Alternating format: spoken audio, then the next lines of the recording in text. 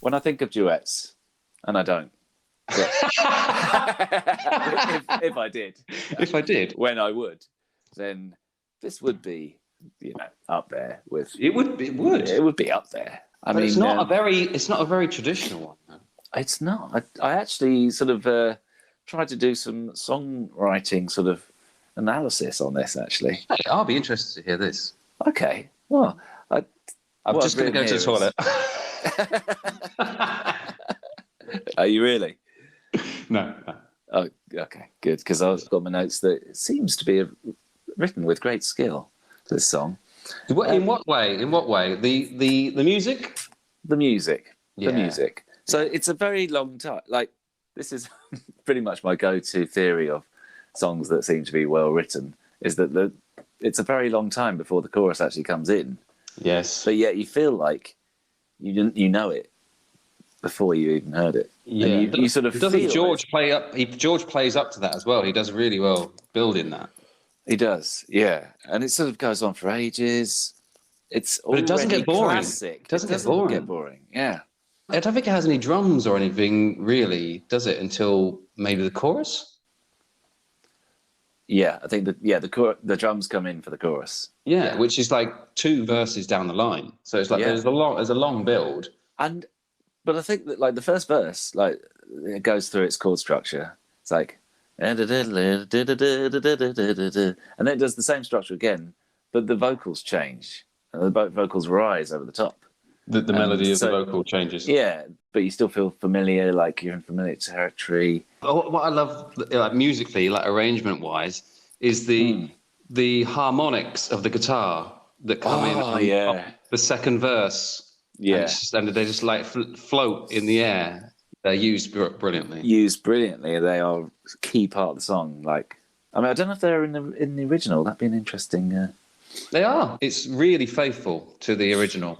Really?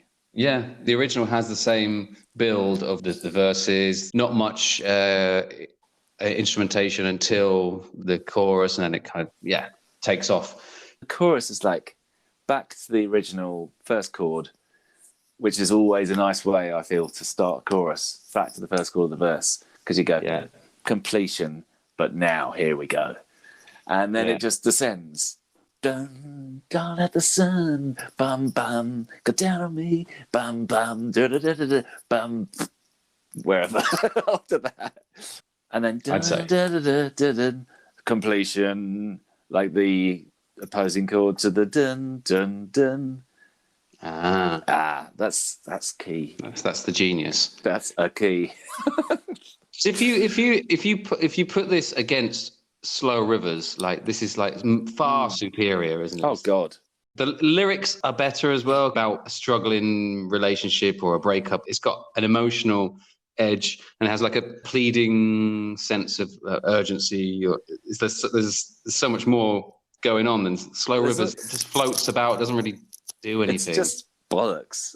Slow Rivers just bollocks. Whereas this is like I feel like even if they're not, like someone was feeling a bit down when they wrote it, that actually feels something that they're trying to express. And it's also heroic in its kind of like it is presentation. Heroic, exactly. Like, because he's saying like, I'm fucked, yes, but whatever, don't fucking destroy me. Like, don't fucking destroy me. Yeah. And that's beautiful. You do believe that he will survive. Yeah. And that he was sort of on the edge, but he's got all this life force, and whoever it is, don't let sun go down on me. Like, just don't do it. Like, no fucking way, man. I'm fucking still here. I'm fighting. I'm in this corner. Yeah, and that's what's powerful. Like, God, on that video, the crowd go fucking wild for it. Elton comes in. I mean, because this is already great stuff. Like, and you got George Michael, obviously, the most beautiful tone ever. The way he just has his fist, like, as he sings. He's got that blue, beautiful looking jacket with the shoulder pads. He pretty much wore this most gigs after this. Like, looks fantastic. Looks fantastic. He looks amazing.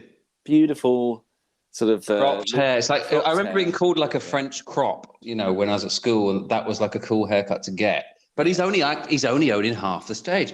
So he's on one side. So maybe some people in the audience kind of thinking, wait, something might happen here. But like, I don't know. They seem genuinely surprised. I don't know they were. They're probably just in rapture.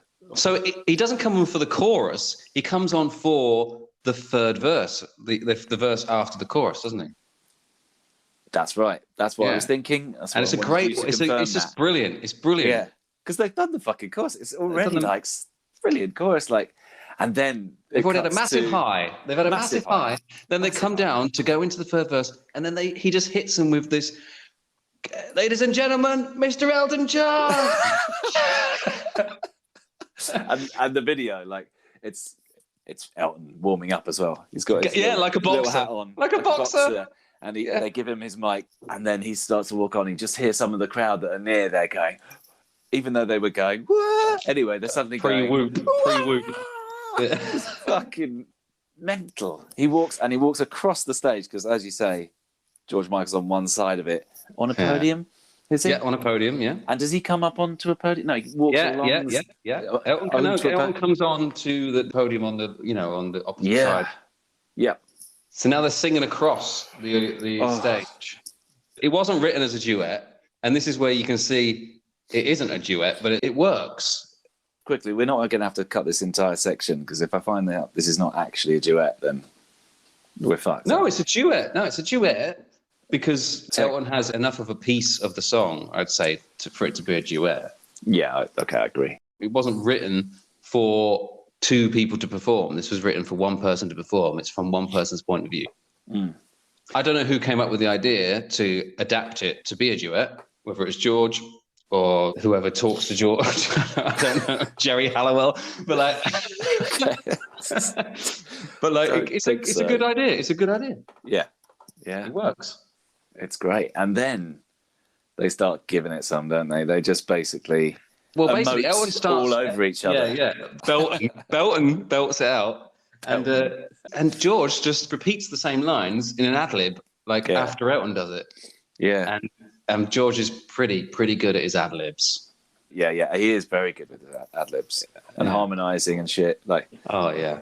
And then they get closer and closer as they come into the chorus, and they sing it together. The harmonies that George is doing are crystal.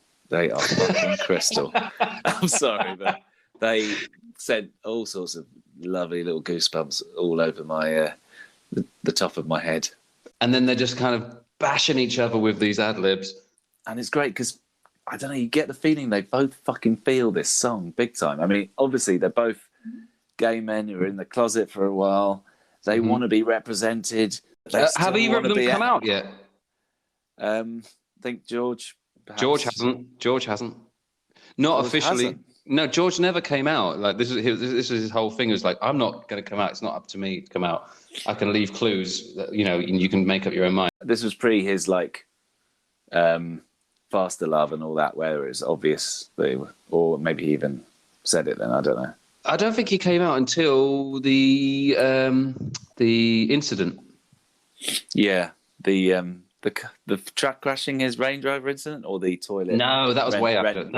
The rent boy. No, the police, the entrapment in the in Beverly Hills. But Elton obviously tried to hide it for years because he got married, didn't he? He got married to a lady. Right. Yeah. And so I don't know where he was now at this point in 1991. This single was a charity single. This was for HIV/AIDS charities. And And this it went probably was number very close to their heart then. And it went number one lots and lots of places. This was a big hit. Yeah. This is the biggest hit on our list, I'd say. I just a little aside, I love fucking watching session musicians playing, obviously, other people's tracks. Yeah.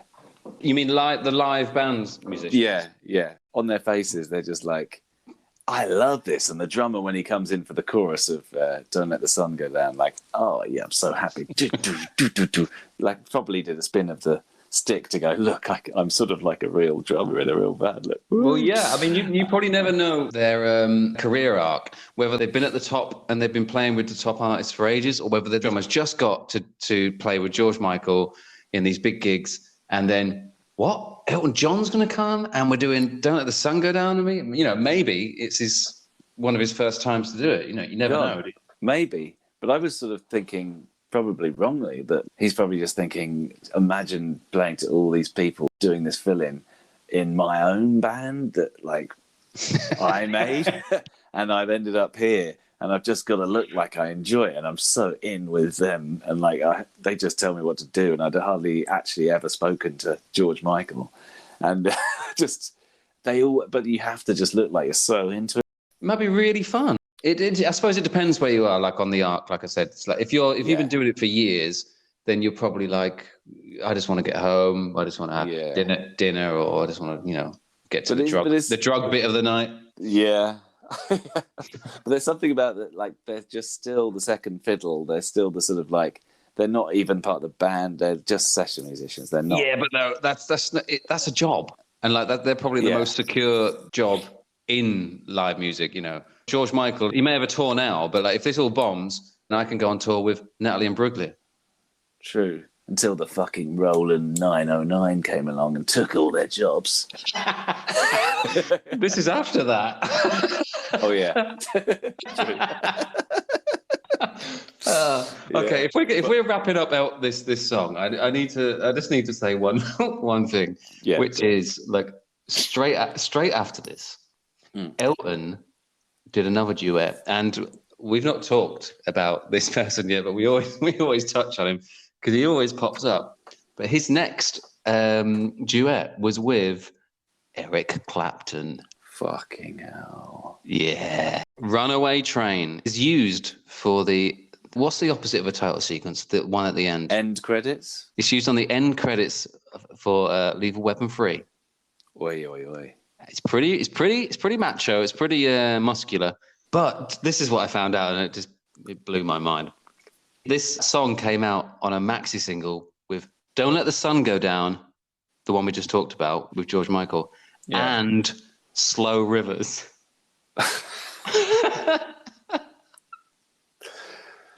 Wow.